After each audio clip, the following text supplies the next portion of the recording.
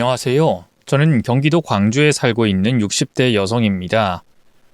여기 사연을 보내는 분들 모두 같은 말씀을 하시겠지만, 저도 제가 사연을 소개하는 프로에 제 이야기를 보내게 될 줄은 정말 몰랐습니다.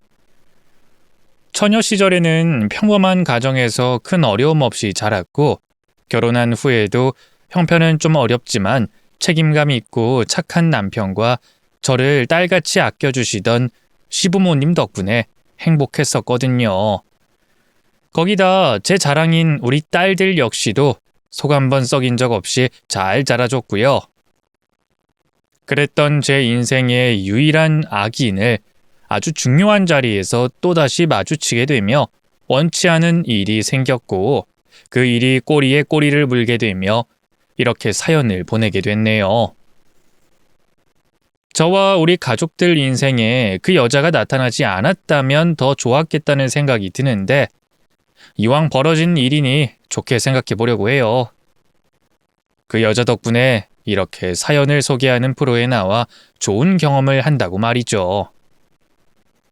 그러면 그 여자와 우리 가족 사이에 어떤 일이 있었는지 설명하기 전, 이해를 돕기 위해 짧게 제 인생을 설명해 보도록 하겠습니다.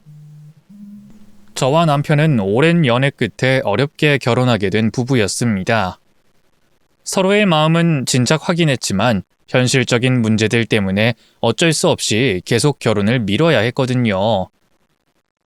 딱히 큰 걱정 없이 평범했던 집안에서 자란 저와 달리 남편의 집안 사정이 많이 어려웠기 때문이죠. 남편은 집안 형편이 어려운 데다가 시부모님 두 분 모두 건강이 좋지 못하셔서 남편이 집안의 가장이나 다름없었고, 그래서 경제적으로나 시기적으로나 저희가 결혼 준비를 하는데 어려움이 많았죠. 거기다가 남편이 몸쓰는 험한 일을 하다 보니 저희 친정 부모님께서 반대를 많이 하셨어요. 부모님 입장에서는 곱게 키운 딸이 그런 집에 시집가서 고생하는 게 싫으셨겠죠. 하지만 그런 반대와 어려움 속에서도 저희는 오랫동안 변치 않고 만남을 이어왔고, 저도 고집을 꺾지 않았습니다. 아무리 말려도 남편과 헤어지지 않는 저를 보고 이러다 노처녀로 늙어 죽을까 걱정되신 부모님께서 결국 마지못해 결혼을 허락해 주셨죠. 그렇게 겨우 결혼 허락을 받고서도 저희 부모님은 왜 굳이 뻔한 고생길을 사서 하려고 하냐며 제 선택을 이해하지 못하셨지만, 부모님의 걱정과 달리 저는 남편과 행복하게 잘 살아갔습니다. 물론 어려운 형편에 남들보다 여유는 없었지만 저를 사랑해주고 아껴주는 남편 덕분에 행복하다고 생각했어요. 그리고 얼마 뒤 우리 사랑의 결실인 아이들까지 태어나며 저희는 부모가 됐습니다. 아이들까지 낳아 행복한 가정을 꾸리게 됐지만 책임질 아이들이 생기니 어쩔 수 없이 경제적인 부담이 생기더라고요. 저희 두 사람이야 별 욕심 없이 사는 사람들이니 두 사람만 생각하면 그런 대로 지낼 수 있었겠지만, 아이들에게 뭐 하나라도 더 해주려면 그보다는 여유가 있어야겠다 싶었어요. 그래서 집에서 아이들 키우며 지내던 저는 가정에 보탬이 되기 위해 일자리를 알아보게 됐고, 그렇게 청소 일을 시작하게 됐습니다. 아직 아이들이 어리다 보니 제 손길이 필요해서 하루 종일 일을 할 수는 없었는데, 청소 일은 아이들을 학교 보내놓고 일할 수 있었어요. 게다가 생각보다 급여도 넉넉해서 저한테는 딱 좋은 일자리라고 생각했죠. 그런데 막상 일을 시작해보니 제 생각과는 다르더라고요. 청소하는 일이라고 해서 몸만 고생하면 된다고 생각했었는데, 이 사람 때문에 고생을 하게 됐던 거죠. 제가 청소 일을 시작하고 처음으로 일을 갔던 집의 집주인 여자가 정말 이상한 여자였어요. 제가 자기 집 청소해 주려고 간 거라고 해도 서로 기본적인 예의를 지켜야 할 텐데, 일하러 온 사람이라고 자기 미치라고 생각하는지 저한테 바로 반말을 하는 거예요. 저한테 몇 살이냐 묻고 제 나이가 적지도 않다는 걸 알면서도 말이죠. 나이차가 얼마 나지 않는 여자가 제게 반말하는 게 기분이 나빴지만 일하러 갔으니 일이나 하자 싶어 참고 있었습니다. 그런데 그 여자가 제 복장까지 걸고 넘어지더라고요. 근데 청소하러 온 사람이 뭐 그렇게 꾸미고 왔어? 청소부면 청소부답게 입어야지. 누가 보면 어디 꽃놀이라도 가는 줄 알겠네. 이 일이 처음이라고 하더니 아주 쉬워 보이는 모양이지? 우리 집에 놀러 왔나? 저는 그래도 고객님 집에 가는 거니 추리하게 있을 순 없다 싶어서 나름 단정한 옷을 챙겨 입었던 건데 그걸 보고는 꽃놀이하러 가느니 일하러 온 복장이 아니라느니 한참 동안 트집을 잡더라고요. 그렇다고 제가 정말 놀러 가는 사람처럼 화려하게 꾸민 것도 아니었는데 말이죠. 별 상관을 다한다 싶었지만 그때는 저도 그런 일을 처음 해보는 거라 뭘 잘 모르기도 했고 고객 불만 사항에 말대꾸하기도 그래서 굳이 아무 말도 하지 않았어요. 그냥 불편하셨으면 죄송하다, 시정하겠다고 하고 말았죠. 그럼 제가 그 정도 했으니 그 여자도 적당히 넘어갈 법했는데 그 여자는 거기서 끝나지 않았습니다. 제가 청소를 대충 할까 싶어 의심스러워서 그러는 건지 아니면 뭐라도 훔쳐갈까봐 감시를 하는 건진 몰라도 청소하느라 바쁜 제 뒤를 쫓아다니며 청소하는 방법이며 제 행동 하나하나 사사건건 시비를 걸기 시작하더라고요. 아줌마, 여긴 왜 안 닦아? 먼지가 덜 닦였잖아. 지금 이쪽 먼저 하고 있어서요. 거기까지 다 할 거니까 걱정하지 마세요. 혹시나 일 대충 할 생각은 하지도 마. 이따가 끝나고 다 확인할 거니까. 시간 때우다가 돈만 받을 생각은 안 하는 게 좋을 거야. 예, 그럼요. 꼼꼼하게 다 해드릴 테니까 믿어보세요. 그리고 남의 물건 건드릴 땐 조심해야지. 지금 손에 들고 있는 게 얼마짜린 줄 알고 그러는 거야? 네네, 저도 안 깨지게 조심하고 있어요. 그 여자는 집에서 따로 하는 일도 없는 건지 하루 종일 제 뒤를 쫓아다니며 청소하고 있는 저를 괴롭히더라고요. 여기저기 제대로 하라며 간섭하고 충분히 조심하고 있는데도 조심하라며 소리를 치니 청소하는 제 입장에서는 청소를 하라는 건지 말라는 건지 부담스러울 수밖에 없었죠. 거기다 일일이 시켜 먹으면서 제가 뭐라도 훔칠까봐 눈에 불을 켜고 감시하는데 아무 죄 없는 저를 잠재적 범죄자 취급하는 모습에 결국 참지 못하고 정중히 한마디 했습니다. 고객님, 걱정하시는 건 이해하지만 너무 그러시면 제가 일을 못해요. 제가 고객님 걱정 없으시게 청소 잘할 테니까 믿고 맡겨주시겠어요? 제가 나쁜 일 하는 것도 아니고 정당하게 일하러 왔으니 그 정도 말은 할 수 있다고 생각했어요. 그런데 그 여자가 제가 그 말을 하자마자 소리를 빽 지르며 난리를 치더라고요. 뭐? 너 지금 나 가르치니? 감히 니까짓게 나를 가르치려고 들어? 남의 집에 청소하러 왔으면 조용히 입 닥치고 청소나 하다 갈 것이지. 어디서 집주인한테 이래라 저래라 명령을 해? 남의 집 청소나 다니는 종년 주제에 어디서 혓바닥을 놀리고 있어? 야, 너 내가 누군지 알아? 너 진짜 죽고 싶어? 제가 못할 말을 한 것도 아닌데 저를 천민 취급하며 마구 욕을 하고 열을 내는 여자의 모습에 저는 어리나가 버렸습니다. 그렇게 한참 화를 내고는 열받는다며 저를 두고 방으로 쏙 들어가 버리는데 너무 당황스럽고 모욕적이었죠. 대체 사람을 어떻게 생각하면 저럴 수가 있는지 기가 막히더라고요. 그런 제게 그 집에서 일하시는 가정부 아주머니께서 저를 달래주시며 얘기해 주셨어요. 아이고, 새댁 많이 놀랐겠어. 괜찮요? 네? 네. 괜찮은지 잘 모르겠어요. 남한테 이렇게 욕을 먹어보는 게 처음이라서요. 아직도 심장이 벌렁거리네요. 아유, 속상하겠네. 근데 너무 마음에 담아두지 마. 이 집 사모님이 원래 좀 그렇거든. 남들은 별것 아닌 일에도 과하게 반응하고 길길이 날뛰는데 아예 말도 안 통해. 이 집 사모님이 좀 정신적으로 불안한 사람이거든. 고아라서 친정 가족이라고는 아무도 없고 남편까지 죽었어. 그래서 가족이라고는 아들밖에 없는데 근데 그 아들도 아직 한참 어리니까 아들한테는 기대지도 못하고 결국 의지할 사람 없어서 저러는 거야. 사람 만나는 게 싫은지 밖에 나가지도 않고 맨날 집에만 있으면서 일하는 사람들한테 저렇게 히스테리 부리는 거지. 그러니까 그냥 답답하고 화나도 새댁이 좀 참어. 처음엔 너무 화가 났지만 그런 사정이 있다는 걸 들으니 또 괜히 측은지심이 들더라고요. 가족도 없고 어린 자식만 보고 사는 그 여자가 짠해 보였죠. 그렇다고 괜한 사람을 괴롭혀도 된다는 건 아니었지만요. 그래서 원래 그렇다는 가정부 아주머니 얘기에 저는 계속 그 집에 일을 다녀도 될까 고민을 하게 됐어요. 그렇게 고민을 하면서도 현실적인 이유 때문에 그만둘 결정을 하지 못하고 계속 그 집에 청소하러 다니던 어느 날, 결국 이 일이 터지고 말았습니다. 그 집 여자가 유별나다는 걸 알고 더 조심하고 있었는데 어느 날 실수로 그 여자 아들의 물건을 상하게 해버렸어요.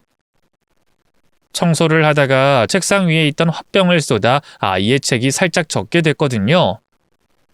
마침 아무도 없을 때 벌어진 일이라 본 사람도 없으니 그냥 적당히 무마하고 말 수도 있었지만 저는 책임을 회피하지 않고 솔직하게 말했었죠.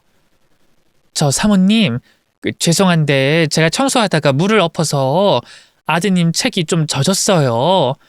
심한 건 아니지만 책이 상했으니 제가 변상하겠습니다.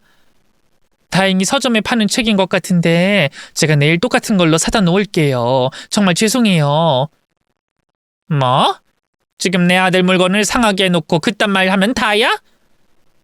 쥐가 잘못해서 남의 물건 망쳐놓고 새로 사다 놓으면 끝이니? 그게 보상이야? 그리고 그걸 왜 네 마음대로 결정해? 이거 완전히 미친 거 아니야? 그러게 내가 우리 집 물건 조심히 다루라고 했잖아! 애초에 너 같은 년을 믿는 게 아니었는데 돈 벌겠다고 고생하는 거 불쌍해서 안 자르고 일 시켜줬더니 은혜를 이딴 식으로 갚네? 예? 아니 사모님, 말씀이 좀 심하시네요. 그래봐야 그냥 책인데. 그냥 책이라니? 내 아들이 보던 책이고 우리 집 물건인데 이게 어디서 말이 심하네 마네 하는 거야? 제가 뭐 대단히 큰 죄를 지은 것도 아니고 보상해봐야 겨우 책값 정도인 걸 가지고는 사람을 그런 식으로 모욕하고 개무시하더라고요. 제가 변상하겠다고 했잖아요. 뭐 대단한 것도 아니고 그냥 책인데 그걸로 사람을 이렇게까지 말을 하세요? 제가 왜 이런 얘기까지 들으면서 일을 해야 하는지 모르겠네요. 책값은 변상해 드릴 거고요. 앞으로 여기 안 나올 테니까 다른 사람 알아보세요. 저도 더 이상 참을 수가 없어 이런 일 안 하겠다고 그 여자 얼굴에다가 말하며 일을 그만두게 됐습니다. 그리고 그 후로 다른 집 청소를 다니게 됐죠. 그런데 그 여자가 어떻게 알아냈는지 저희 집 전화번호를 알아내서 연락해오기 시작했습니다. 너 그러고 나가면 그만이야? 네가 나한테 무슨 피해를 줬는지 알아? 당장 돌아와서 사과하지 못해? 그러고는 매일같이 연락해서 욕을 하며 저를 괴롭히기 시작하더라고요. 안 받으면 받을 때까지 전화하면서 말이죠. 시도 때도 없이 전화가 울리고 집 전화를 못 쓸 정도로 사람을 괴롭히는 바람에 저는 한동안 악몽까지 꾸며 시달려야 했습니다. 그러다 결국 견디지 못하고 집 전화번호를 바꿔야 했어요. 웬 이상한 여자 하나 때문에 이렇게까지 해야 하나 싶어서 기가 막혔지만 그래도 번호까지 바꾼 뒤로는 더 이상 연락이 없어 다행이었죠. 그리고 그 후 시간이 흘러 저도 그 일을 점점 잊게 됐고 그 사이 아이들은 무사히 잘 자라 다들 성인이 되어 있었습니다. 그동안 열심히 살았던 저희 부부의 노력 덕분에 어려웠던 형편도 많이 나아졌고 아이들도 각자 잘 자라줘서 더 이상 바랄 게 없다 싶었죠. 그나마 마지막 욕심이라면 아이들이 각자 자기 짝을 잘 찾아 둥지를 떠나기만을 바랬네요. 그리고 그런 제 바람대로 딸아이가 결혼하겠다고 알려왔어요. 그렇게 바랬으면서도 막상 결혼 얘기를 들으니 시원섭섭한 건지 아직은 어린 것 같기만 한 딸이 사위감을 데려온다고 하니 기대와 걱정이 들었지만 다행히도 예비 사위가 저희 마음에 아주 쏙 들었습니다. 안정적인 직장을 다녔고 멀쑥하기 잘생긴 데다가 사람이 인상도 참 좋아 보이더라고요. 그리고 무엇보다 우리 딸을 많이 사랑해주는 것 같아서 그것만 보고도 더 볼 것도 없다 생각했죠. 그런데 나중에 딸에게 자세히 들어보니 예비 시댁 형편도 넉넉하다고 그러길래 더할 나위 없이 좋았어요. 저희한테 떡국물 떨어지기를 바라는 게 아니라 시댁 형편이 넉넉하다고 하니 제 딸은 여유 있고 좋은 집에 시집 가는구나 싶어서 기뻤던 거죠. 그래서 참 잘됐다고 생각하며 얼른 상견례를 하기만을 기다리고 있었는데 남자친구 집에 인사를 다녀온 딸아이가 표정이 심상치 않은 겁니다. 정아야, 잘 다녀왔니? 예비 시댁에 인사는 잘 드리고 온 거야? 그냥 뭐 괜찮았어. 근데 왜 힘이 없어? 혹시 무슨 일 있었어? 아니야, 일은 무슨. 그냥 신경 썼더니 좀 피곤해서 그래. 그런 게 아닌 것 같은데. 왜? 그 집에서 네가 별로라고 그래? 무슨 일인데 그래? 엄마한테 말해봐, 응? 딸은 처음엔 별일 아니라며 말하지 않으려고 했어요. 하지만 제가 계속해서 추궁하니 한참 만에야 한숨을 푹 쉬며 얘기를 하더라고요. 혹시 그 집에서 반대라도 하시는 거니? 아니, 그 반대를 하시는 건 아닌데 그냥 어머님이 내가 썩 마음에 들진 않으시나 봐. 그게 무슨 말이야? 왜 너를 마음에 안 들어해? 우리 딸이 어디가 어떻다고? 몰라. 우리 집이 승현씨에 비해 한참 모자라다 생각하셔서 그러시는지 그냥 날 별로 안 좋아하시는 것 같아. 근데 그걸 내 앞에서 대놓고 표를 내시더라고. 우리 집 형편 어렵다고 사위 고생시키려는 거 아니냐고. 나를 무슨 취집하는 사람처럼 말을 하시는 거야. 그러면서 앞으로 시댁에 잘할 생각하라면서 시집살이 걱정하라는 말투로 말씀하시는 거 있지? 반대는 안 하시는데 오히려 그렇게 말씀하시니까 앞으로 어떻게 시어머니를 모셔야 할지 걱정이 돼서 그래. 우리 집이 마음에 안 드는지 아들보다 며느리가 빠진다 싶으신 건지 딸의 시어머니 되실 분이 우리 딸을 무시하는 말과 태도를 보이셨다고 하더라고요. 팔이 안으로 굽는다는 건 알지만 귀하게 키운 내 딸을 무시했다는 말에 저는 너무 화가 났어요. 하지만 그렇다고 제가 막무가내로 결혼 반대를 할 순 없고 적어도 사돈될 사람이 어떤 사람인지 만나나 보고 결정을 해야겠다 싶어 예정대로 상견례를 진행하기로 했습니다. 그렇게 오만 고민을 하며 상견례 당일이 됐는데 일이 안 되려면 이러는 건지 하필이면 상견례장으로 가던 중 차량 접촉 사고가 나고 말았습니다. 아무도 다치지 않아 경미한 사고였지만 사고 처리를 하다 보니 이러다 약속 시간이 늦겠다 싶더라고요. 이러다가 약속 시간이 늦겠는데 어떡해?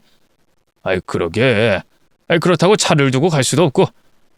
그러지 말고 이 정아랑 당신만이라도 먼저 가 있어. 지금 택시 타면 늦진 않을 거야. 나는 정리해놓고 금방 갈게. 당신이 사돈께 설명만 잘 해드려. 죄송스럽긴 하지만 그래도 사고가 났다는데 이해는 하시겠지. 사고는 전혀 예상하지 못한 일이었기에 결국 남편을 빼고 저희끼리 상견례장으로 가게 됐어요. 그래도 다행히 약속했던 상견례 시간을 가까스로 맞춰 도착할 수 있었습니다. 식당에 도착해서 종업원에게 상견례를 할 방을 안내를 받은 뒤 딸과 함께 서로의 옷 매무새를 고쳐주게 됐죠. 늦지 않게 오려다 보니 꼴이 엉망이기도 했고 숨이 차올라 헐떡이고 있어서 그대로 들어갈 수가 없었거든요. 처음 뵙는 사돈께 더 잘 보여도 모자란 마당에 그런 꼴을 보일 수는 없었으니까요. 그렇게 시간을 확인하며 정돈을 마친 뒤 문을 열고 방 안으로 들어갔습니다. 예기치 못한 사고로 약속 시간에 딱 맞춰 온 걸 사돈께 죄송하다며 다시 한번 사죄를 드리고 자리에 앉았죠. 하도 정신이 없고 긴장이 되어 인사를 하기 급급한 탓에 저는 그때까지 사돈 얼굴도 제대로 보지 못했어요. 그러다 자리에 앉고 한숨 돌리고 나서야 사돈의 얼굴을 제대로 보게 됐는데 그 얼굴을 보고 깜짝 놀랄 수밖에 없었습니다. 그 오랜 세월이 흘러도 또렷이 기억나는 그 사람. 제 인생에서 가장 못된 사람으로 기억되는 그 사람. 바로 그 사람이 제 눈앞에 있었으니까요. 과거 제가 청소부로 일할 당시 집주인이었던 그 여자였죠. 그 여자가 제 눈앞에 예비 사돈으로 앉아 있는 것도 놀라웠습니다만 제가 그 여자를 기억하고 한 번에 알아봤다는 것도 놀라웠어요. 그러면서 그때 그 여자에게 당했던 일들이 얼마나 치욕스러웠던 일이었는지 다시 한번 깨닫게 됐죠. 여자는 예전에 비하면 많이 늙어 있었습니다만 특유의 표정과 분위기가 예전과 똑같았어요. 사람을 깔보는 그 눈빛마저도 말이죠. 하지만 저는 그 여자가 누구인지 알면서도 모른 척했어요. 아는 체해서 좋을 인연이 아니었기에 끝까지 모른 척하고 싶었죠. 물론 제 심정 같아서는 여자에게 한무더기 욕을 하고 딸아이를 데리고 나오고 싶었습니다. 과거 저에게 한 것도 한 거였는데 그동안 딸아이가 저 여자 때문에 힘들어했다는 일이 생각나서 말이죠. 과거 저에게 한 짓도 한 짓이었지만 잠시였지만 제가 그 여자 밑에서 멸시를 당해본 적이 있었기 때문에 그동안 딸아이가 저 여자 때문에 얼마나 힘들었을지 알 것 같았거든요. 게다가 그런 여자가 며느리를 어떻게 대할지 앞으로 딸아이의 결혼 생활이 뻔히 예상되더라고요. 그래서 자리를 박차고 나가고 싶은 마음이 굴뚝 같았지만 딸아이를 위해 잠시 참아보기로 했습니다. 혹시나 하는 마음이 있었거든요. 아무리 못된 사람이라도 자기 가족에겐 잘한다는데 뭐 결혼 전이야 아직 남이니까 그런다 쳐도 결혼하고서도 하나뿐인 며느리를 힘들게 할까 싶었습니다. 그래서 그 자리에 좀 더 앉아 있으면서 사돈이 될 그 여자가 제 딸에게 하는 행동을 지켜보기로 했어요. 그런 다음에 딸의 결혼식을 말려도 될 것 같았거든요. 다행히 그 여잔 제가 누군지 못 알아보는 것 같았습니다. 그런데도 사돈이 될지 모르는 저에게 불쾌한 말을 하더군요. 그래도 어떻게 약속 시간 전에 오셨네요. 하마터면 얼굴도 못 보고 일어설 뻔했습니다. 아랫사람 된 기분이라 1초라도 늦으면 일어서려고 했거든요. 근데 사람 약 올리는 것처럼 딱 1분 전에 도착하셨네요. 이거 일부러 의도하신 거 아니죠? 네? 의도란요? 아무래도 결혼이 집안 대 집안의 일이잖아요. 그러다 보니 기싸움에서 우위에 서려고 한 행동인가 싶어서요. 제가 그쪽 형편을 정확히는 모르겠습니다만 언뜻 알기로는 저희 집보다 한참 아래라고 알고 있는데 제 생각엔 그 부분 때문에 일부러 늦은 게 아닌가 싶네요. 아니면 남편 없는 저를 무시해서 이렇게 나오시거나. 절대 그런 거 아닙니다. 저희가 사고 나자마자 승연이 통해서 연락드리지 않았습니까? 사진도 보냈고요.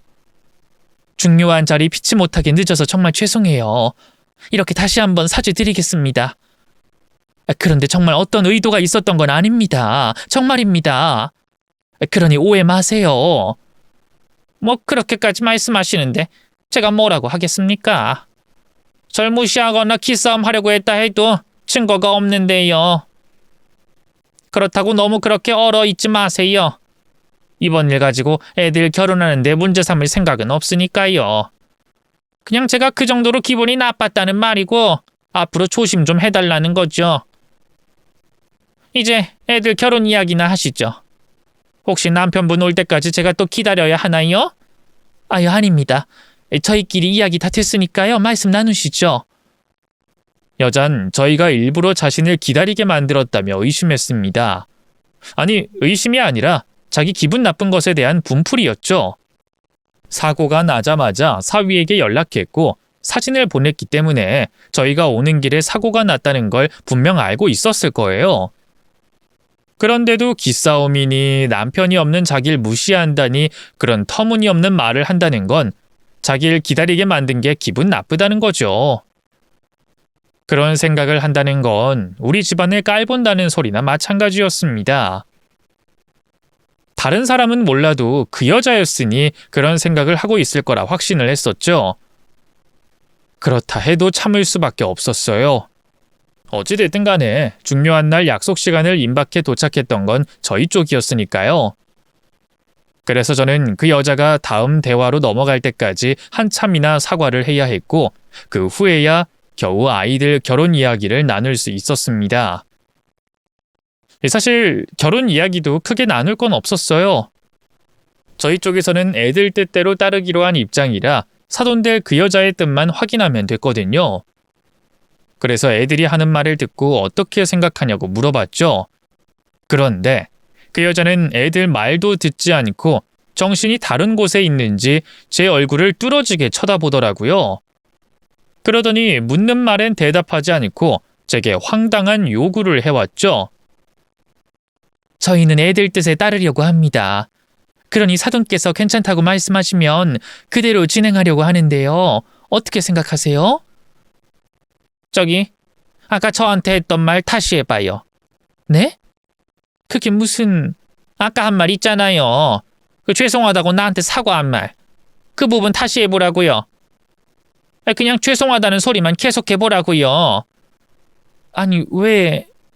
아까 그 일이 아직도 기분 나쁘신 거라면 제가 다시 한 번 더 죄송하다고 말씀드릴게요.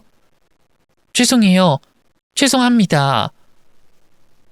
근데 이렇게까지 말씀하실 건 아니지 않나요? 저희가 몇 번이나 죄송하다 말씀드렸는데 그리고 약속한 상견례 시간에 늦은 건 아니지 않습니까? 근데 이렇게까지 하셔야 됩니까? 정말 너무하시네요. 맞네. 성질내는 모습까지 똑같네. 어디서 봤다 싶었는데 그 아줌마가 맞았어. 어쩐지 아까 죄송합니다라는 소리 할 때부터 누구랑 겹쳐 보인다고 했더니 이 아줌마는 지금도 남 앞에서 죄송할 짓만 하고 있네. 아줌마 나 알죠? 그때 우리 집 청소하던 아줌마죠? 나 기억 못해요? 아니면 기억나면서도 못하는 척하는 건가? 예전에 나한테 무시당한 일 자식에게까지 알리고 싶지 않아서? 아니면 딸 자식 좋은 집안에 시집 보내서 인생 피게 해주려고? 어쩌면 엮여도 저런 집이랑 엮였는지 몰라. 승연아, 너 얘랑 결혼할 생각 꿈도 꾸지 마라. 결혼이 사랑만 가지고 하는 게 아니야. 상대 집안 배경도 봐야 하고 수준도 봐야 하는 거라고. 네 말만 들었을 때는 좀 못 살아도 수준 이하는 아니겠구나 싶었는데 이건 볼 것도 없네. 승연아, 일어서자. 따라 나와. 그 여자가 결국 절 알아봤던 거였어요. 그리고 예전 그때처럼 사람을 무시하더군요. 집안 수준을 운운하더니 상견례 자리를 박차고 일어선 여자는 아들을 데리고 나가려 했어요. 저를 알아봤더라도 어떻게 자식들 상견례 자리에서 그러는지 당황스러웠죠. 맘 같아서는 그 여자가 떠나도록 놔두고 싶었습니다만 딸아이의 결혼을 망칠 수 없었던 저는 여자를 붙잡게 됐죠. 우선 진정하시고 자리에 앉으시죠. 저희들 결혼 아니지 않습니까? 또 저희 부부나 저희 딸도 사돈 배경에 관심도 없고 덕볼 생각도 없고요. 사돈과 저 사이의 일을 애들 결혼에까지 영향을 줄 필요는 없지 않습니까? 뭐? 덕을 안 봐? 그 집 딸이 우리 집 식구가 되는 일인데 어떻게 덕을 안 볼 수 있어? 누굴 바보 취급하나? 어디서 새카만 속이 훤히 보이는 거짓말을 하고 있어? 한편으론 대단하다 싶네. 아줌마 그때 내 앞에서 엄청나게 열내지 않았어? 더러워서 그만둔다고 또 다시는 보지 말자고. 그런데 자기 자식 팔자 고칠 기회 생기니까 머리를 한없이 숙이네. 과거 자기 한 말은 새카맣게 잊어먹고. 역시 돈이 좋긴 좋아. 하기야 우리 집에서 일하면서 집안 사정 봤으니 가늠이 되겠지. 지 자식 우리 집에 시집 보내면 얼마나 떵떵거리면 잘 살 수 있을지, 또 그 덕에 지들 앞에 떨어질 콩고물을 얼마나 받아먹을지. 그래서 내가 이 결혼 용납 못해. 내가 왜 거지 새끼들 배를 채워줘? 그리고 아줌마, 돈 필요하면 그때처럼 열심히 일해서 벌어.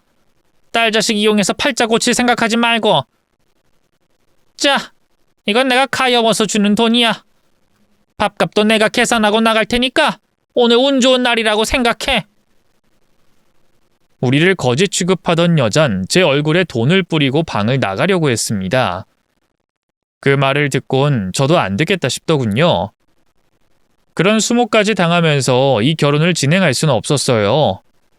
또 이런 수모를 참아가며 제 딸 결혼식을 올려봤자 뻔했습니다. 제 딸 역시 어떤 무시를 당할지 훤히 보였으니까 말이죠. 그래서 잘 됐다 싶었어요. 여자를 붙잡지 않고 보내려고 했죠. 그런데 그때 나가려던 그 여자의 발걸음이 문 앞에서 멈췄습니다. 사고 수습을 다 하고 식당에 도착한 남편이 문을 열고 방으로 들어오면서 두 사람이 마주치게 됐거든요. 무슨 영문인지 모를 남편에게 길을 터주라고 말했어요. 여보, 비켜서요. 뭐야, 왜 그래? 이분 우리 사돈될 분 아니셔? 아니 내가 늦어서 기다리시느라 화가 나셨구나. 아이고 정말 죄송하게 됐습니다. 늦어서는 안 되는 자리인데 많이 화나셨... 잠시만요. 혹시 성함이 어떻게 되십니까? 뭐야, 이 집 사람들은 전부 사기꾼들이야? 사람 벗겨먹으려고 별 수작을 다 쓰네. 그쪽이 내 이름 알아서 뭐 하려고요? 나와요! 사람 가는 길 막지 말... 어머! 맞지? 너 김미진 맞지? 무슨 말씀이세요? 누가 김미진이에요? 재수가 없으니까 미친 년놈들을 줄지어서 만나네. 나와요, 나오라고요. 이게 어디서 거짓말을 하고 있어? 김미진이 확실한데. 야, 너 발 줘봐. 발 내놔 보라고. 남편과 그 여자는 서로 아는 사이 같았습니다. 그런데 뭔가 좀 이상했어요. 남편은 여자를 김미진이라는 사람으로 확신하는 것 같았는데 여자는 아니라고 주장하고 있었죠. 여자는 방을 나가려고 했고 남편은 여자 앞길을 막곤 계속해서 확인하려고 했습니다. 그러다 남편이 여자의 팔을 붙잡았고 거칠게 소매를 걷어 올렸어요. 소매를 걷어 올린 남편은 확신에 찬 듯한 표정을 짓곤 여자에게 소리쳤죠. 야, 너도 눈이 있으면 네 팔 보고 아니라고 말해봐라. 이래도 거짓말할 거야? 이게 진짜... 야 김미진, 너 그동안 어디 있었어? 어디 숨어 있었냐고? 인연이 은혜를 배신으로 갚아? 야, 너 때문에 우리 집이 어떻게 살았는지 알아? 너 때문에 우리 부모님께서 어떻게 되셨는지 아냐고? 이 똥물에 튀겨주고도 모자랄 년! 오빠, 내 말 좀 들어봐. 전부 다 오해야. 나도 아저씨 아주머니께 찾아가려고 했어. 진짜야. 이게 그래도 거짓말을 해? 미친년! 여자에게 화를 내던 남편은 급기야 손을 올려 여자의 뺨까지 때렸습니다. 얼마나 세게 때렸던지 문 앞에 있던 여자가 다시 앉아있던 자리까지 날아갔죠. 그러자 사위도 가만히 있지 않았어요. 자기 어머니가 괜찮은지 확인하면서 제 남편을 죽일 듯이 노려보더군요. 지금 뭐 하시는 겁니까? 저희 어머니를 왜 때리세요? 두 분 사이에 무슨 일이 있는진 모르겠지만 그렇다고 폭력을 써도 됩니까? 거기다 남자가 여자를 때려도 되냐고요? 아무것도 모르는 자식놈은 빠져! 네 놈이 뭘 안다고 끼어들어! 야 김미진, 너 어떻게 할 거야? 우리 집안의 한 짓들 어떻게 보상할 거냐고! 진짜 왜 이러세요? 계속 이렇게 하시면 경찰에 전화합니다. 협박 폭행으로 신고할 거라고요. 그래, 신고해라. 신고해서 네 엄마도 교도소에 쳐넣자. 네 엄마 나한테 맞아 죽어도 할 말 없는 사람이야. 그걸 알고도 짓거리는 거야? 네? 그게 무슨... 오빠, 우리 사이의 일이잖아. 내가 잘못했어. 그러니까 여기서 이러지 말고 우리 다른 데 가서 조용히 해결하자. 오빠가 만족할지 모르겠지만 내가 전부 다 책임질게. 응? 그렇구나. 너 네 아들이 사실을 알게 되는 게 가장 두렵구나. 하기야, 네 아들이 그 일로 인해 가장 많은 혜택을 받았겠지. 그래서 그런지 네 아들 어디 모난 곳 모자란 곳 하나 없이 정말 잘 컸더라. 그럼 네 아들도 이제 알 건 알아야지. 이만큼 잘 자랄 수 있었던 게 어떻게 된 일인지, 누구 덕분인지. 오빠, 안 돼. 제발. 무릎을 꿇고 두 손을 싹싹 빌고 있는 여자를 보면서 저도 무슨 일인가 싶었습니다. 대충 들어보니 남편뿐만 아니라 저희 시부모님과도 관련이 있어 보였거든요. 저도 들어본 적 없던 이야기였기 때문에 남편이 하는 이야기를 최대한 집중해서 들어봤죠. 그랬더니 저와는 비교도 할 수 없는 일이 있었습니다. 저희 시댁과 그 여자 사이에 말이죠. 그 여자와 저희 시댁 사이의 일을 설명하려면 아주 오래전으로 되돌아가야 했습니다. 제 남편이 이제 막 중학생이 됐던 시절로 말이죠. 남편이 중학교를 들어가기 전 겨울날, 시부모님께서 길거리를 떠돌던 고아를 집으로 데리고 오셨다고 합니다. 시부모님께서 데리고 온 그 고아는 평소 시부모님이 다니는 길에서 구걸하던 고아였다고 했어요. 아들과 비슷한 나이에 길바닥에서 구걸하는 고아의 모습이 항상 마음에 걸리셨던 시부모님께서는 어느 날 도둑질하다 상인에게 붙잡혀 혼을 나고 있는 그 고아를 보시곤 대신 값을 치르셨다고 해요. 그리고 제대로 먹지도 못한 채 추위를 오들오들 떨고 있는 고아의 모습을 보시곤 큰 결정을 내리셨다고 했죠. 그 고아를 집으로 데리고 와 돌봐주시기로 한 겁니다. 그리고 그 고아가 바로 김미진 그 여자였어요. 그날 이후 그 여잔 제 시댁에서 시부모님의 보살핌을 받으며 지냈다고 합니다. 학교는 다니지 않고 집안일을 거들면서 말이죠. 시부모님께서는 원하면 학교를 보내주겠다고 말씀하셨는데 부끄러움 때문인지 필요성을 못 느껴서 그런지 그 여자가 학교는 다니지 않겠다며 거절을 했다네요.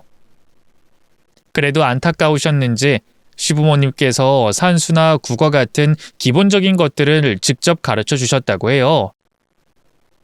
그렇게 7년 정도 시댁에서 집안일을 하며 지내던 여자는 20살이 되던 해 집을 떠나겠다는 뜻을 밝혔다고 합니다. 시부모님께서는 여자의 뜻을 존중해줬고 집을 떠나가는 날 이제까지 집안일을 해준 값이라며 제법 큰 목돈을 여자에게 주셨다고 하네요. 그리고 친정집처럼 생각하라며 언제든 돌아와도 된다고 말씀하셨다고 했어요. 하지만 그날 이후 몇 년 동안 한 번도 김미진 그 여자에게 온 연락은 없었다고 합니다. 그러다 남편이 3년간의 군복무를 마치고 대학에 복학했을 때 김미진이 6년 만에 시댁에 찾아왔다고 했어요. 아주 달라진 모습으로 말이죠. 6년 만에 시댁을 찾아온 김미진은 예전의 모습을 찾아볼 수 없을 정도로 화려했다고 합니다. 남편의 표현을 빌려 말해보자면 환골탈태, 삐까뻔쩍한 모습이었다고 했죠. 주렁주렁 화려한 장신구를 차고 있었고 외투로는 값비싼 모피를 두르고 있었다고 합니다.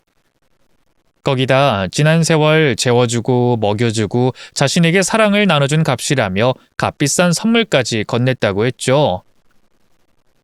시부모님과 남편 모두 달라도 너무 달라진 김미진의 모습에 놀랐다고 했어요. 그러자 김미진이 먼저 성공한 모습으로 돌아올 수 있었던 그 과정을 말했다고 합니다.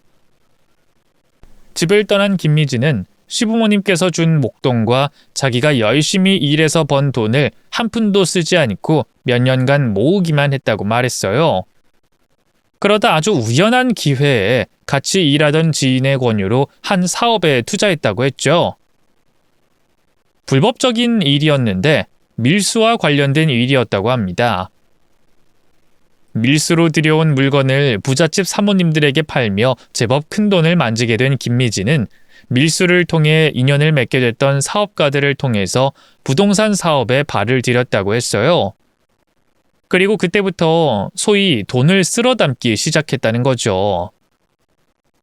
그렇게 돈을 버는데 정신없이 살다 보니 몇 년이 후딱 지나고 있었고 아등바등 살지 않아도 될 만큼의 여유가 생기자 우리 시댁이 가장 먼저 생각났다고 했어요.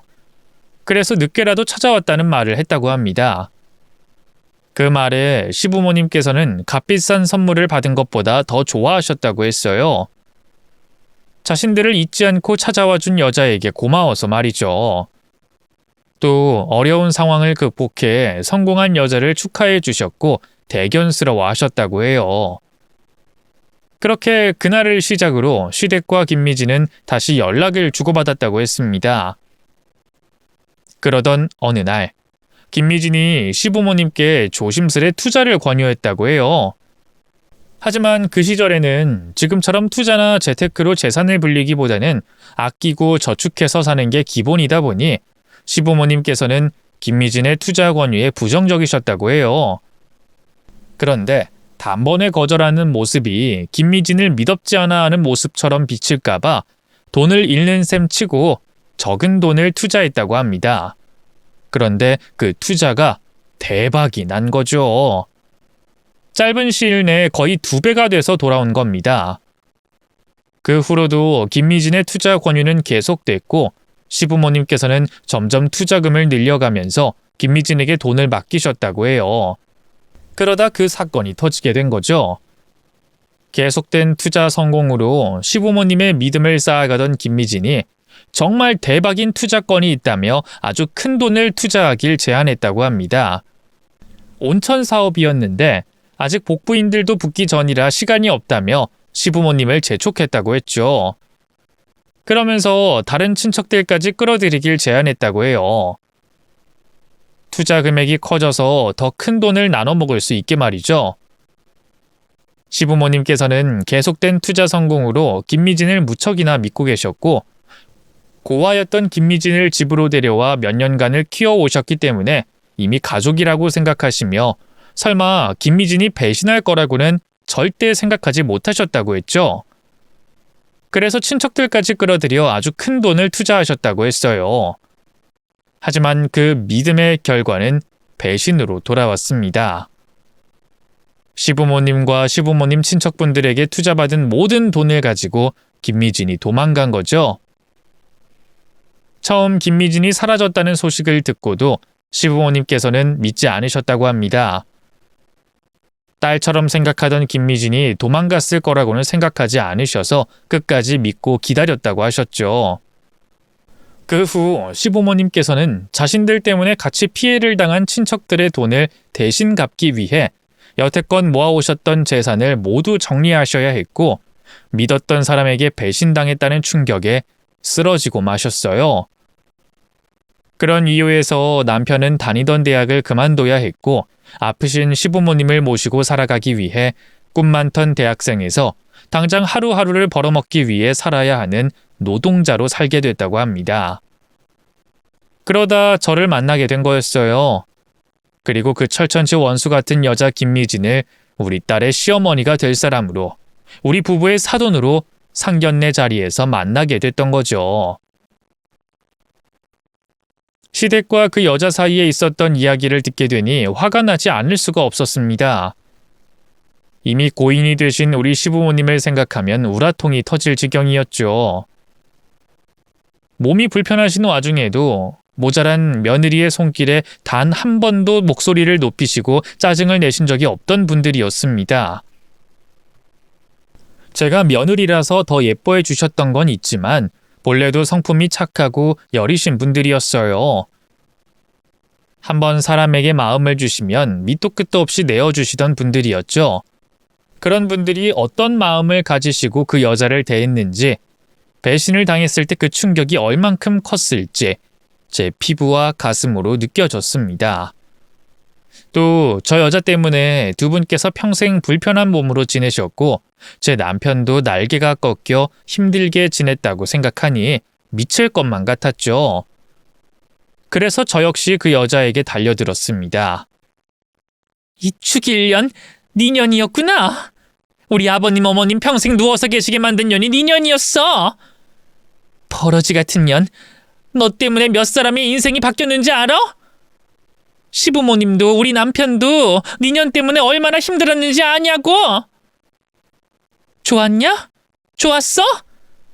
고아인 네 년을 키워주고 가족처럼 믿어준 분들을 배신하고 그분들의 돈으로 떵떵거리며 사니까 좋았어? 너 같은 년은 죽어야 돼. 너 같은 년은 교도소에 갈 필요도 없어. 인간 같지 않은 년이 교도소 가서 뭘 반성하겠어? 애초에 반성이라는 걸 모르는데. 전 제 손과 발을 막 휘두르며 그 여자를 때렸습니다.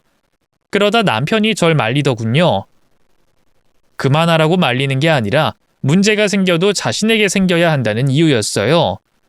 에이, 당신 그만해. 이러다 당신도 문제 생겨. 둘 다 교도소 갈 일 생기면 안 되잖아. 전현한테 복수해야 하는 건 우리 부모님과 나야. 내가 오늘 전현 끝낼 거야. 어떻게 그래? 당신이 그리고 아버님 어머님께서 어떻게 사셨는지 아는데. 내가 직접 봤는데. 그리고 나도 천연한테 볼 일이 있어. 당신 걱정할까봐 말 못했지만 아주 예전에 나 청소일 하러 다녔을 때 기억나? 그때 내가 천연 집에 가서 일을 한 적이 있어. 그때 천연이 나한테 얼마나 못되게 한지 알아? 그러다 내가 갑자기 집 전화번호 바꾼 적 있지? 정화가 갑자기 전화해서는 욕했다고 하고. 그거 다 천연 때문이야. 내가 천연 앞에서 한마디 했다고 날 괴롭힌 거라고. 그래서 집 전화번호도 바꾼 거야. 또 오늘은 무슨 일이 있었는지 알아? 여기 있는 이 돈, 인연이 나한테 던진 거야. 내가 자기네 집 청소부였다는 걸 기억하고는 사람 개무시했다고. 우리 청아가 보는 자리에서. 뭐? 이 미친년? 야! 김미진! 이게 다 사실이야? 아니, 물어볼 것도 없다. 그냥 오늘 너 죽자.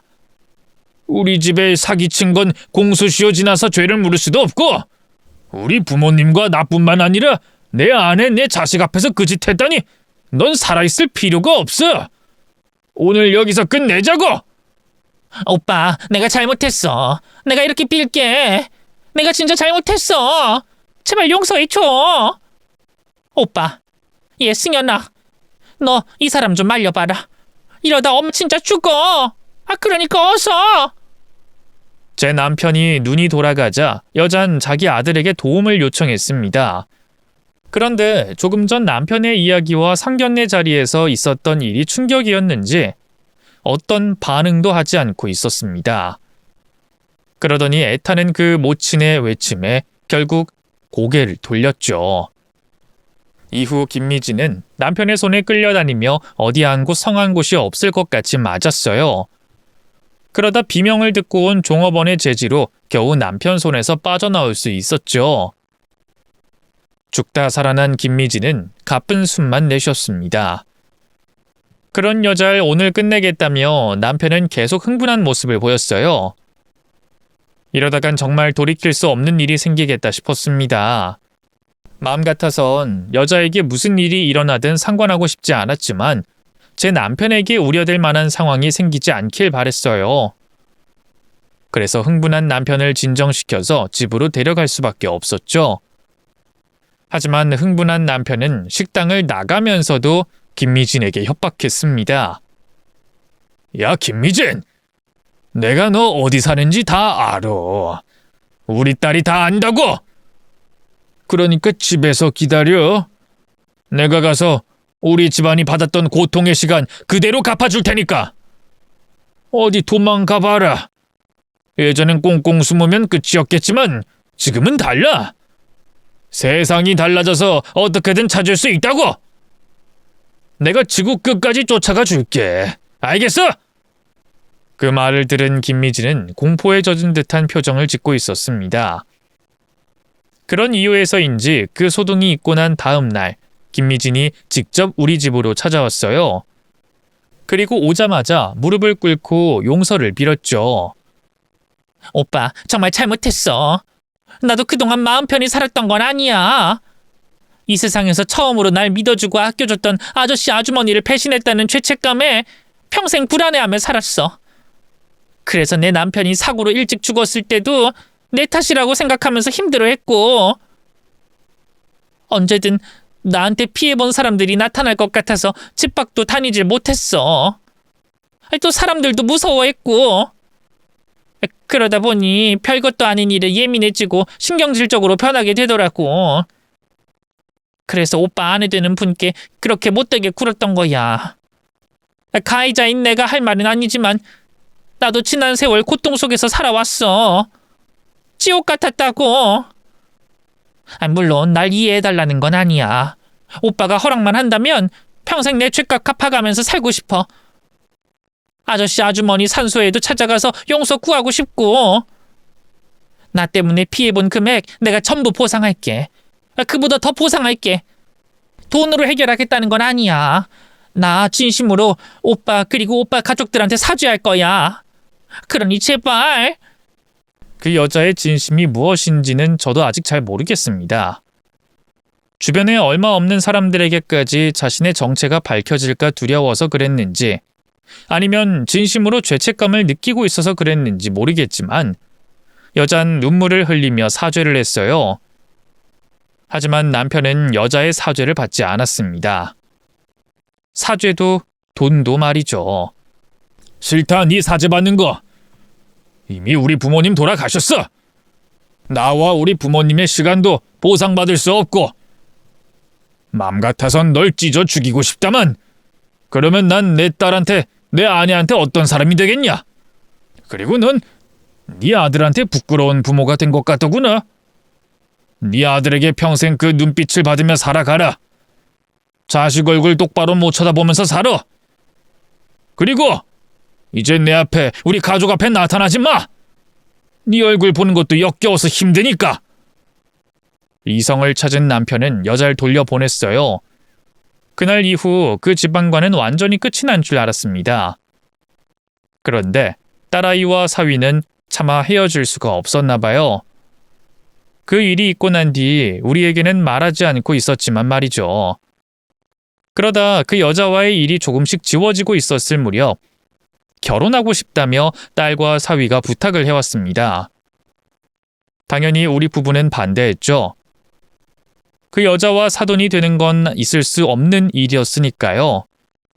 그런데 사위가 그 사건 이후 큰 충격을 받고 모친과 연을 끊고 지냈다고 하더라고요. 그래도 두 사람의 결혼을 허락하고 싶지 않았습니다. 제가 그 여자에게 당한 일들도 있었고 제 남편과 시부모님 일까지 있었으니까요. 그런데 자식 일이 제 마음처럼 되나요? 끝까지 결혼하겠다고 고집을 피우는 딸을 꺾을 수가 없었죠. 결국 어쩔 수 없이 딸의 결혼식을 허락하게 됐고 식을 올리게 됐습니다. 그런데 지금 와서 생각해보면 그때 딸의 고집을 꺾지 못한 게 다행이다 싶어요. 우리 사위가 딸뿐만 아니라 우리 가족에게도 정말 잘하거든요. 지금은 사위가 제 아들처럼 느껴지고 의지가 될 정도예요. 그런 사위를 보면 항상 고맙고 대견하면서도 한편으로는 마음이 무겁고 불편합니다. 어쨌든 사위가 자기 엄마와 의절을 한 채로 지내고 있으니까요. 우리 부부와 그 여자 사이에 그런 문제들만 없었더라면 사위도 양가를 오가며 마음 편히 지내고 있을 생각을 하니 항상 사위가 신경 쓰이고 미안한 마음이 가득합니다. 그래서 사위에게 우리 부부가 더 잘하려고 해요. 우리 딸들보다 더 챙겨주려고 하고 있고요. 또 우리들 때문에 모자간 천륜을 끄는 것 같아 우리 가족 신경 쓰지 말고 모친과도 연락을 주고받으라고 합니다. 우리 가족과 그 여자 사이의 문제지 모자 사이의 문제는 아니니까요. 그런데 아직은 그 여자에 대한 사위의 마음이 안 풀린 것 같습니다. 아니면 아직도 저희 눈치가 보이는지도 모르겠고요. 그 문제는 앞으로도 사위를 잘 다독여가며 풀어보려고 해요. 물론 그 여자와 우리 가족이 가까이 지낼 일은 없을 겁니다. 우리는 우리 사위만 잘 챙기려고요. 제 사연은 여기까지였고요. 그럼 이쯤에서 여러분께 인사드리고 마치도록 하겠습니다. 마지막까지 제 사연 들어주셔서 감사합니다. 안녕히 계세요.